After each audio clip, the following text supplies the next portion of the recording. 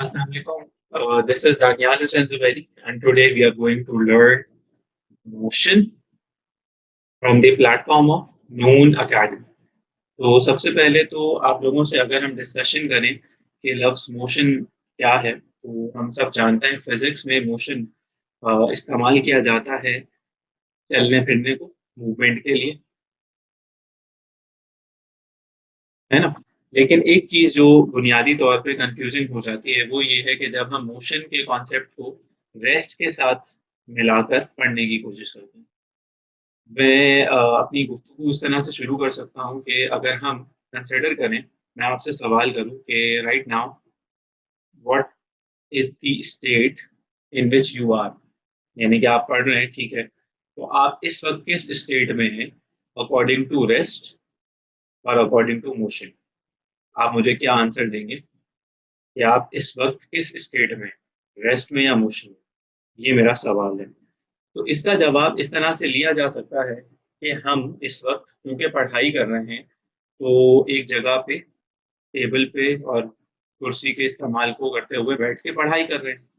Room में है, कहीं जा भी नहीं रहे, चल फिर भी नहीं रहे। ज़ाहिर है हम चलते-फिरते हुए तो पढ़ाई यहाँ कर नहीं रहे, ठीक है? हम बैठ के आराम से इत्मीनान से पढ़ाई कर रहे हैं। तो एक आंसर जो यूजुअली आ सकता है, वो ये आ सकता है कि हम रेस्ट में हैं, जो कि कदरे सही भी होगा। और ये भी आंसर आ सकता है कि हम मोशन में हैं, तो ये भी बिल्कुल सही होगी बात। तो अगर हम बात करते हैं कि कोई कह रहा है कि आप रेस्ट में हैं, तो आप कैसे रेस्ट में हैं? और कोई कह रहा है कि सर आप बैठे हुए भी हैं, हम तब भी मोशन में, तो आप ये कैसे कहेंगे कि हम मोशन में हैं? तो इसे इस तरह से जानिए, देखें, अगर आप फॉर एग्ज़ाम्पल एक रूम कंसिडर करते हैं, ठीक है? रूम में आप मौजूद हैं, आप आराम से अपना जो है वो स्टडी कर रहे हैं और बैठे हुए हैं आप, ठीक है? तो ये रूम तो कहीं नहीं जा रहा, ना चेयर कहीं जा रही है, ना टेबल कहीं जा रहा, अपनी जगह पे रुके हुए हैं सब के सब।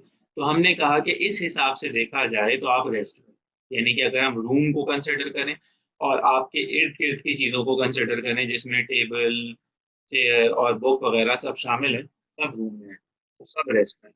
ठीक है, तो कहा जा सकता है कि आप कहीं नहीं जा रहे।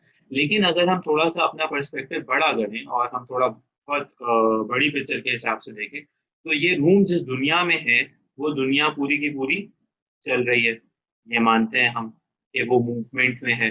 तो जब पूरी दुनिया ही मूव कर रही है, तो क्या हमारा रूम उस दुनिया से अलग है? तो जवाब है नहीं, हमारा रूम तो उस दुनिया का हिस्सा है, तो हमारा रूम भी यकीनन मूव कर रहा होगा। तो अगर हमारा रूम भी मूव कर रहा है, तो हम ये कह सकते हैं कि इस हिसाब से देखा जाए तो मूवमेंट है। तो पता ये चला, रेस्ट और मोशन को डिफाइन करना इतना आसान नहीं है, जितना आसान हमने सोचा हुआ होता है। तो हम डिफाइन करने के लिए क्या कैरेक्टरिस्टिक्स अपने ज़हन में रखेंगे कि हमें रेस्ट और मोशन को डिफाइन करने के लिए सबसे ज़्यादा अहमियत देनी पड़ेगी सराउंडिंग्स को। जी हाँ, अब सराउंडिंग्स जैसा कि नाम से ज़ाहिर है कि हमारी विसिनिटी, हमारे इर्द-गिर्द, हमारे आस-पास क्या हो रहा है, हमारी जहाँ पे हम मौजूद हैं उस हिसाब से अगर देखा जाए, तो वहाँ पे क्या चीज़ें हैं जो चल रही हैं या उन हिसाब से, उन चीज़ों के हिसाब से हम चल रहे हैं या नहीं चल रहे हैं। तो रेस्ट को जब हम डिफाइन कर रहे हैं, हम डिफाइन कर रहे हैं कि एक बॉडी उस वक़्त रेस्ट में होगी, अगर वो अपनी जगह नहीं तब्दील कर रही होगी सराउंडिंग्स के हिसाब से, यानी कि सराउंडिंग्स बड़ी क्रूशियल है। तो अगर हम वापस आएँ अपनी एग्ज़ाम्पल में, आप कमरे में बैठे हुए थे, कमरे के हिसाब से आप अपनी जगह नहीं तब्दील कर रहे थे। तो रूम क्या था? रूम था सराउंडिंग, ठीक है? तो रूम सराउंडिंग्स था, आप सराउंडिंग्स के एतबार से अपनी जगह तब्दील नहीं कर रहे थे। इसका क्या मतलब है? इसका मतलब ये है कि आप अपनी पोज़ीशन चेंज नहीं कर रहे हैं, आप में कोई मूवमेंट नहीं है, आप अपनी चेयर पे आराम से रिलैक्स होके बैठे हुए हैं, पढ़ाई कर रहे हैं। देखने वाला देख रहा है कि जहाँ पे आप बैठे हुए हैं, वो जगह चेंज नहीं हो रही। तो पता ये चला कि आप किस स्टेट में हैं? रेस्ट में। लेकिन अगर हम बात करते हैं फॉर एग्ज़ाम्पल दुनिया की, मान लेते हैं कि कोई एलियन मौजूद है मून के ऊपर, जो ये देख रहा है कि एक बंदा है दुनिया के अंदर, जो किसी रूम में बैठा हुआ पढ़ाई कर रहा है, तो उसको क्या नज़र आएगा? उसको ये नज़र आएगा कि ये दुनिया जो है वो चल रही है, घूम फिर रही है, गोल-गोल जा रही है, तो ये रूम भी गोल-गोल जा रहा है, घूम फिर रहा है, इधर-उधर जा रहा है, तो इस रूम के अंदर जो लोग मौजूद हैं, वो भी चल फिर रहे हैं। तो हम ये कहेंगे कि एक ऑब्जर्वर जो मून पे बैठा हुआ है, जो दूर मौजूद है कहीं पे किसी जगह पे, उसके हिसाब से अगर देखा जाए, तो आप किसमें हैं? आप मूवमेंट में हैं, आप मोशन में हैं, आप चल फिर रहे हैं, ठीक है? तो मोशन को डिफाइन हम इसी तरह से करेंगे कि एक ऑब्जेक्ट उस वक्त मोशन में है, उस वक्त मूवमेंट में है जब वो अपनी जगह तब्दील कर रहा होगा सराउंडिंग्स के एतबार से। तो कोई भी चीज, इसे इस तरह से ध्यान में रखिएगा कि कोई भी चीज सिर्फ ये कह देना कि रेस्ट में है, मुमकिन नहीं है। कोई भी चीज सिर्फ ये कह दें हम कि मोशन में है, मुमकिन नहीं है। फॉर एग्जाम्पल हम कह सकते हैं अपने बारे में कि हम रेस्ट में हैं। तो हम रेस्ट में हैं किस हिसाब से? दुनिया के एतबार से तो हम कभी भी रेस्ट में नहीं है, क्योंकि पूरी दुनिया चल रही है। लेकिन अगर हम अपने आसपास की चीजों के हिसाब से बात करेंगे तो हाँ, हम रेस्ट में हैं। इसी तरह से अगर हम कहते हैं कि हम मोशन में हैं, फॉर एग्जाम्पल अब थोड़ा सा इसे एक नेक्स्ट पर्सपेक्टिव से देखें। आप एक गाड़ी में बैठे हैं, ठीक है, गाड़ी चल रही है। तो आप गाड़ी में बैठे हुए हैं, तो बाहर से देखने वाले लोग ये देख रहे हैं कि ये बंदा मूव कर रहा है। लेकिन जो लोग गाड़ी के अंदर मौजूद हैं, अगर वो एक दूसरे से बातें कर रहे हैं, एक दूसरे को देख रहे हैं, तो वो रेस्ट में। तो आप अगेन ये डिफाइन किए बगैर कि आप किस हिसाब से देखना चाह रहे हैं, कभी भी रेस्ट और मोशन को डिफाइन नहीं कर सकते। वो एक बंदा, वो एक ऑब्जेक्ट जो किसी हिसाब से रेस्ट में है, वही बंदा, वही एक ऑब्जेक्ट दूसरे किसी हिसाब से, पर्सपेक्टिव से, सराउंडिंग से मोशन में हो सकता है। तो जब हम ये कहते हैं कि बॉडी रेस्ट में है, a body is said to be at rest if it does not change its position with respect to its surroundings, तो हमारा मतलब ये है कि जो भी आपकी विसिनिटी में, आपके इर्द गिर्द चीजें हैं, अगर आप अपनी जगह उनके हिसाब से नहीं तब्दील कर रहे तो आप रेस्ट में है। A body is said to be in motion if it changes its position with respect to its surroundings। इसका क्या मतलब है? इसका मतलब ये होगा कि अगर आप अपनी सराउंडिंग्स के एतबार से अपनी जगह चेंज कर रहे हैं, जैसे ये बंदा जो गाड़ी में बैठा हुआ है, ये अगर गाड़ी के बाहर देख रहा है तो कभी इसे दरख्त नजर आएगा, कभी इसे रोड नजर आएगा, कभी इसे दूसरी गाड़ी नजर आएगी, इसे बहुत बहुत सारी चीजें नजर आ सकती हैं। तो जो चीजें ये देख रहा है, क्योंकि वो तब्दील हो रही हैं, क्योंकि वो बदल रही हैं, तो कहा जा सकता है कि ये मोशन में है। तो हमने एग्जांपल यहाँ दी, a passenger sitting in a moving bus is at rest because he or she is not changing his or her position with respect to other passengers। एक बंदा जो बस में बैठा हुआ है, वो अपनी जगह नहीं तब्दील कर रहा, अपनी सराउंडिंग्स नहीं चेंज कर रहा, अगर दूसरे पैसेंजर्स के हिसाब से देखा जाए, या उन चीजों के हिसाब से देखा जाए जो बस के अंदर मौजूद है। लेकिन अगर कोई बंदे बाहर खड़े हुए हैं, कोई ऑब्जर्वर बाहर मौजूद है, उनके हिसाब से देखा जाए, तो फिर वो बंदा क्या कर रहा है? फिर वो बंदा अपनी जगह चेंज कर रहा है, तो वो मोशन में होगा। ठीक है। तो रेस्ट और मोशन को हम कहते हैं, these are basically relative terms. Physics के अंदर जो रिलेटिव टर्म्स होती हैं, उनको डिफाइन करना कभी भी एब्सोल्युटली पॉसिबल नहीं होता। एब्सोल्युटली पॉसिबल ना होने का क्या मतलब है? देखें, मान लें मैं आपसे डिस्कस करता हूं कि आपकी क्लास पोजीशन क्या है, और आप मुझे जवाब देते हैं कि सर मैं अपनी क्लास में फर्स्ट हूँ। ठीक है। तो अब आप नोट करें, ये जो फर्स्ट पोजीशन आपकी है, ये क्या है? ये फर्स्ट पोजीशन बेसिकली आपकी एक रिलेटिव पोजीशन है। रिलेटिव पोजीशन होने का क्या मतलब है? आप अगर अपनी क्लास में फर्स्ट हैं, तो जरूरी नहीं है कि आपको अगर किसी और क्लास में बिठा दिया जाए तो आप वहां फर्स्ट हो। भाई हो सकता है वहां पे आप सेकंड आ रहे हो पोजीशन के एतबार से, हो सकता है वहां आप थर्ड आ रहे हो। लेकिन अगर आप अपनी हिसाब को, अपनी क्लास को डिफाइन करके रखते हैं, तो हाँ, ये एक टर्म है। ये फर्स्ट पोजीशन आपकी है, आप अपनी क्लास में सबसे ज्यादा मार्क्स लेके आए। लेकिन अगर आपको अपने ही स्टैंडर्ड की दूसरी क्लासेस के अंदर, दूसरे स्कूल्स में बिठाया जाए, तो जरूरी नहीं है कि जो आपके मार्क्स हैं वो उस क्लास में, उस स्कूल के हिसाब से नंबर वन हो। तो ये जो आपका फर्स्ट आना है, ये क्या है? रिलेटिव है। बिल्कुल ऐसे ही जैसे रेस्ट और मोशन रिलेटिव है, कि हम ये नहीं कह रहे कि कोई भी चीज रेस्ट में है, कोई भी चीज मोशन में। हमें ये बताना पड़ेगा कि जो भी चीज रेस्ट में है, या जो भी चीज मोशन में है, वो किस हिसाब से रेस्ट में है और किस हिसाब से मोशन में है। ठीक है। नेक्स्ट। अब हमने जब ये डिसाइड कर लिया है कि हमारे पास कुछ चीजें होती हैं जो रेस्ट में होती हैं, और कुछ चीजें होती हैं जो मोशन में होती हैं, तो अब हमें ये डिफाइन करने में कोई प्रॉब्लम नहीं होगी कि बुनियादी तौर पे मोशन कितनी टाइप्स का होता है। तो मोशन की डिफरेंट टाइप्स हो सकती हैं। हम उसमें से कुछ डिस्कस करना चाह रहे हैं, जैसा कि number one, translatory. Number two, rotatory. Number three, vibratory.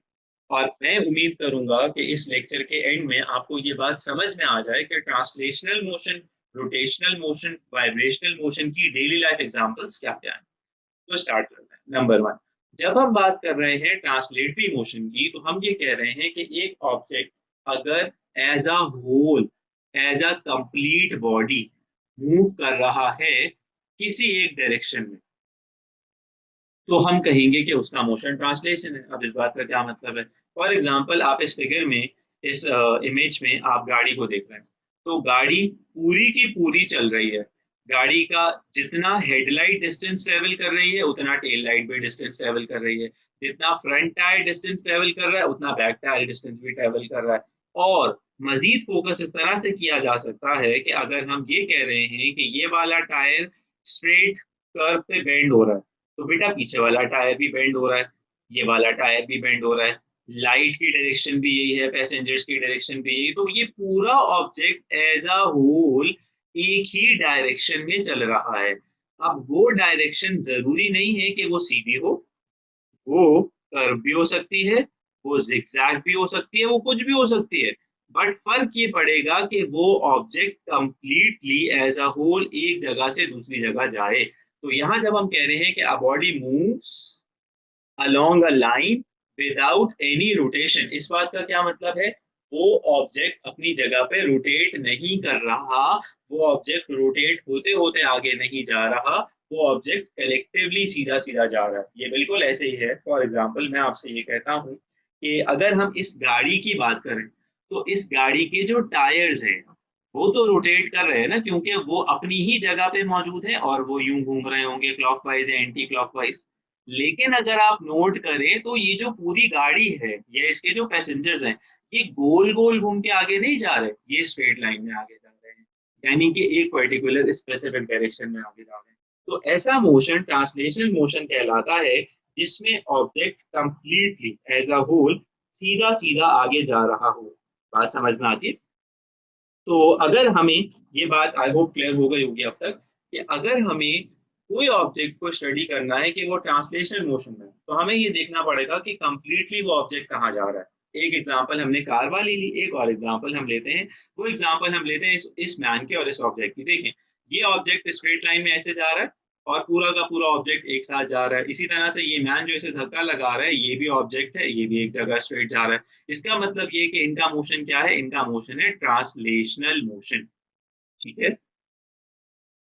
तो ट्रांसलेशनल मोशन एक ऐसे मोशन को कहते हैं जिसमें हमें मूवमेंट मिलेगी, और मूवमेंट हमें कंप्लीट ऑब्जेक्ट की मिलेगी। वो कंप्लीट ऑब्जेक्ट किसी स्ट्रेट पाथ में जा रहा हो, किसी जिगजैग पैटर्न में जा रहा हो, या किसी कर्व पाथ में जा रहा हो।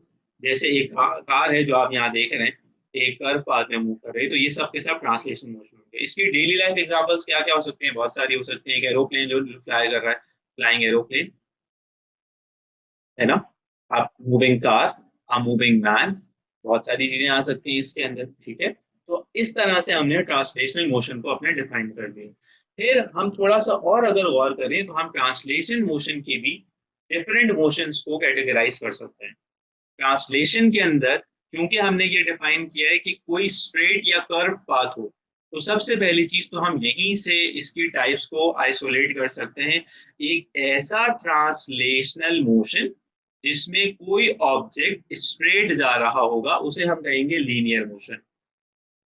एक ऐसा ट्रांसलेशनल मोशन जिसमें कोई ऑब्जेक्ट स्ट्रेट जा रहा होगा, उसे हम क्या कहेंगे? Linear motion. तो लीनियर मोशन को डिफाइन करते हैं, motion in a line, straight line motion of a body is known as linear motion। Linear motion की क्या एग्जांपल्स हो सकती हैं? सबसे पहली चीज तो अब मैंने डिस्कस किया, जैसे आपकी टेक्स्ट बुक में है कि एरोप्लेन फ्लाइंग स्ट्रेट। देन हम कोई ऑब्जेक्ट जो कि वर्टिकली राइज या फॉल कर रहा हो, फॉर एग्जांपल आपके पास हाथ में एक बॉल है, आप उसे थ्रो करते हैं ऊपर, तो वो सीधा ऊपर जाती है, और जहां आपने थ्रो किया अगर आपने डायरेक्शन उसकी बिल्कुल स्ट्रेट अप रखी है, तो वो बिल्कुल उसी स्ट्रेट लाइन में नीचे आएगी। तो इसे हम कहेंगे लीनियर मोशन।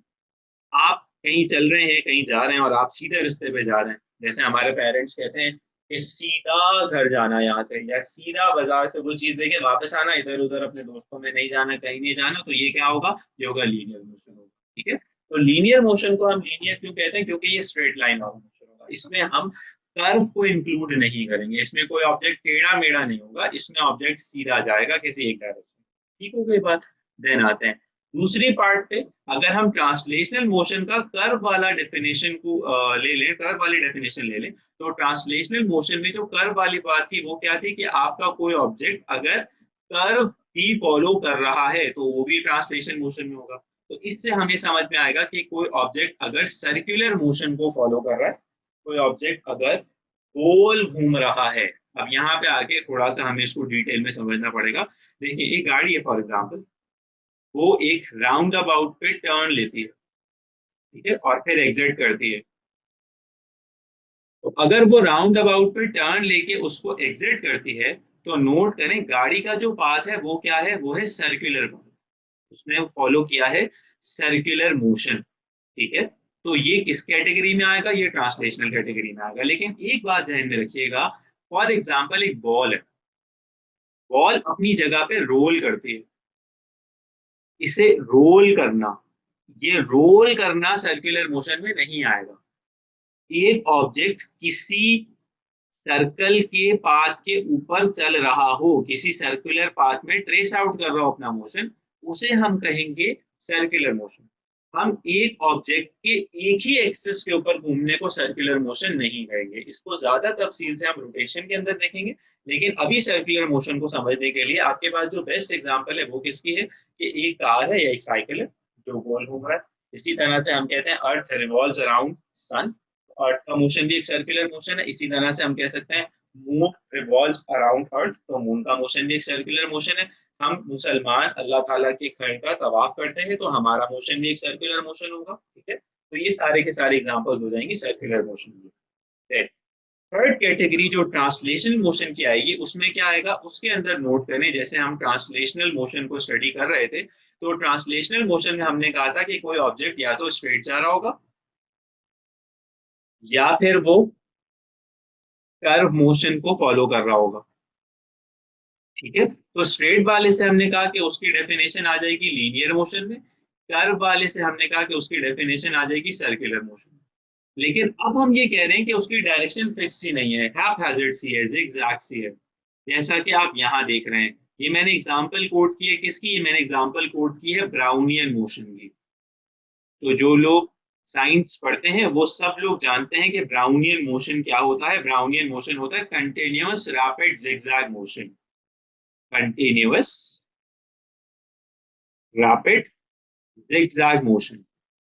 पैटर्न ना हो कोई भी, हैप्पैज़ार्ड हो, जिगजैग हो, चेंज होता रहे। जैसे अगर हम कंसिडर कर लें कि मान लो ये हम देख रहे हैं microscopic view of gas molecules, तो कोई कभी भी ये नहीं बता सकता कि गैस मॉलिक्यूल एक अगर था तो वो कहाँ जा रहा है, उसकी मर्जी, वो जहां भी जा रहा हो, वो किसी भी चीज से टक्कर खाएगा और वो इधर उधर चला जाएगा।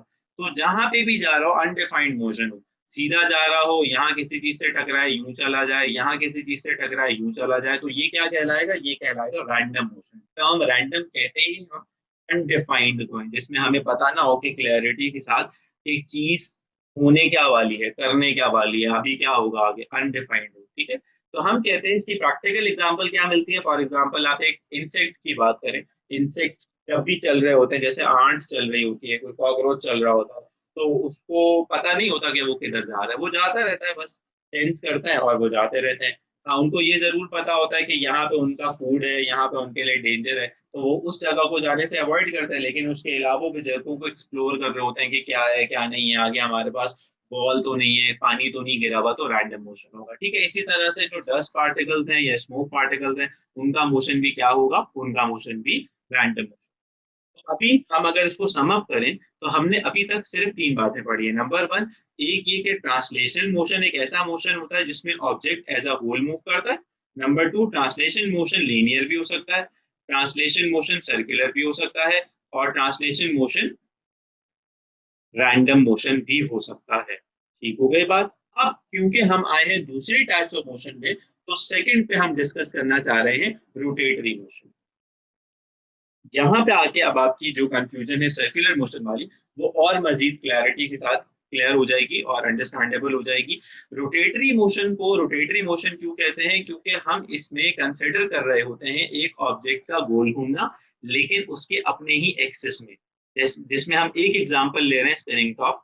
तो टॉप घूमता है, देखिए टॉप जो है वो एक जगह पे रह के भी घूम सकता है, वो जरूरी नहीं है कि वो सर्कल में जा रहा, वो अपनी जगह पे रह के भी घूम सकता है। तो उसके एक्सिस के हिसाब से देखा जाए तो उसका मोशन रोटेटरी मोशन है। इसी तरह से हमारे पास जो फेरी व्हील होता है, जो हमारे अम्यूजमेंट पार्क में बहुत एक्साइटिंग सा एक झूला होता है, जो सब बच्चों को अच्छा लगता है, जिसमें हम बैठते हैं और वो यूं करके गोल घूम रहा होता है, तो उसका मोशन भी क्या होता है, उसका मोशन भी एक रोटेटरी मोशन है, वो अपनी जगह पे ही गोल घूम रहा है। इसी तरह से अगर हम इस हेलीकॉप्टर के विंग्स का या ब्लेड्स का स्पैन चेक करें तो ये भी अपनी जगह पे गोल घूम रहे हैं। दुनिया का जो मोशन है हमारे पास वो कई तरह से डिफाइंड होता है, उसमें रेवोल्यूशन भी आती है, यानी कि जो दुनिया है वो अर्थ सूरज के इर्द गिर्द या सन के इर्द गिर्द भी घूमती है, प्लस वो अपने ही एक्सेस में भी घूमती है, जिससे अल्लाह ताला ने हमारे 24 आवर्स को डिफाइन किया हुआ है, जिसमें हम 12 आवर्स डे और 12 आवर्स नाइट की different variations depends upon different seasons देख रहे होते हैं। तो दुनिया अपनी ही जगह पे भी घूम रही होती है, फेरी व्हील अपनी ही जगह पे घूम रहा है, स्पिनिंग टॉप अपनी ही जगह पे घूम रहा है। तो एक ऐसा मोशन जो अपने एक फिक्स्ड एक्सिस पे होगा उसे हम कहेंगे रोटेटरी मोशन।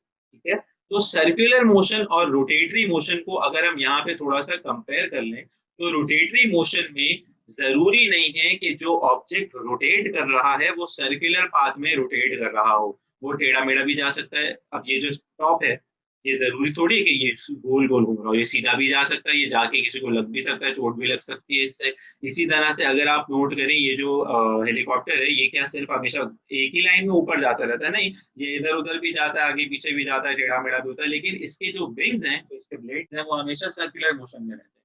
ठीक है, इसी तरह से अर्थ भी हमेशा रोटेटरी, इसके विंग्स जो है सॉरी सर्कुलर मोशन में नहीं, रोटेटरी मोशन में रहते हैं। इसी तरह से अगर हम अर्थ की बात करें तो अर्थ का मोशन भी हमारे पास एक रोटेटरी मोशन की एग्जांपल है, लेकिन अर्थ का मोशन फिक्स्ड है। अर्थ अपनी मर्जी से राइट लेफ्ट नहीं कर सकती, अर्थ ग्रेविटेशनल पुल की वजह से एक फिक्स्ड रोटेशन ही देती है। ठीक है, तो रोटेटरी मोशन का मतलब ये होता है कि ऑब्जेक्ट किसी भी पाथ में घूमे बट वो अपने ही एक्सिस पे गोल गोल घूम रहा हो। तो यहाँ पे एक्सिस हम एक ऐसी लाइन को डिफाइन कर रहे हैं जहां से उसका मोशन हम डिफाइन कर सके, जहां से वो चीज गोल गोल घूमना शुरू कर रही है।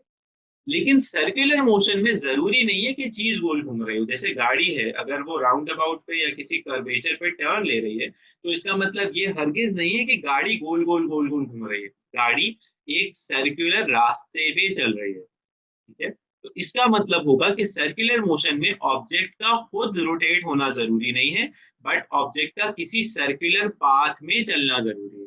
जबकि रोटेटरी मोशन में ऑब्जेक्ट का सर्कुलर पाथ में चलना जरूरी नहीं है, खुद का रोटेट होना या स्पिन होना जरूरी है।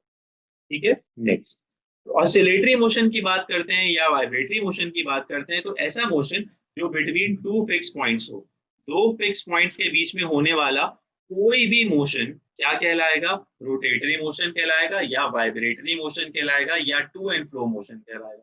तो इसकी सबसे अच्छी और सबसे सिंपल एग्जांपल है हमारे पास मोशन ऑफ अ पेंडुलम, जो एक ही पॉइंट से सस्पेंडेड है और वो दो एक्सट्रीमिटीज के बीच में सिर्फ रोटेट कर सकता, सिर्फ वाइब्रेट कर सकता है, मूव कर सकता है, A to B, B to C, then C to B and then C to B to A. ठीक है, तो एक ऐसा मोशन जो सिर्फ दो पॉइंट्स के बीच में हो उसको हम कहते हैं ऑसिलेटरी मोशन। इसकी अगर थोड़ी और इन डेप्थ एनालिसिस कर लें तो पार्टिकल्स ऑफ सॉलिड, जो सॉलिड स्टेट होती है हमारे पास, उसके पार्टिकल्स हमेशा वाइब्रेशन कर रहे होते हैं, यानी कि हम जानते हैं सॉलिड की फिक्स शेप होती है, तो सॉलिड के पार्टिकल्स में थोड़ी बहुत स्पेसेस तो होती हैं, लेकिन वो स्पेसेस उनको सिर्फ वाइब्रेशन अलाउ करती हैं, वो स्पेसेस उनको ये अलाउ नहीं करती कि वो इधर उधर कहीं जाना शुरू हो। ठीक है, तो आज का जो हमारा टॉपिक था उसमें हमारा डिस्कशन इंपॉर्टेंट था इस हिसाब से कि हम डिस्कशन में लेके आए मोशन को और मोशन के टाइप्स को, और रेस्ट और मोशन एक रिलेटिव